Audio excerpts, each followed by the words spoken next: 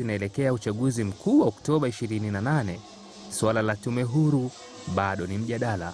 Rajab Hassan, KTN News, Dar es Salaam.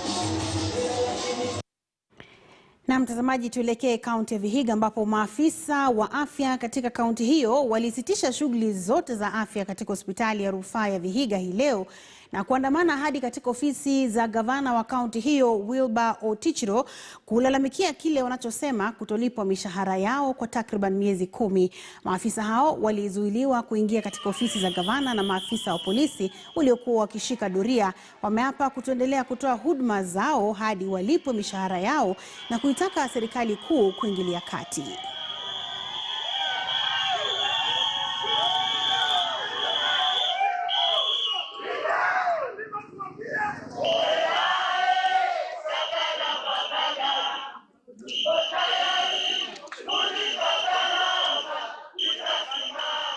Wafanyikazi ambao wamemaliza zaidi ya miezi 10 bila malipo.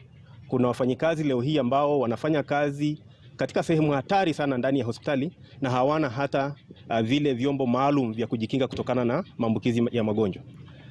Kuna shida nyingine ambayo tunalalamika kama sisi mashirika yasiyokuwa ya kiserikali kwamba ile COVID-19 response, vile tunapigana na gonjwa hatari la COVID-19 hapa Vihiga County haifanyiki vizuri.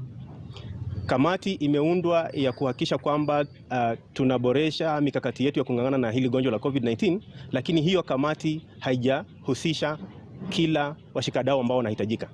Let their salaries be paid according to the court order. Yeah, we demand that they get paid 10 months.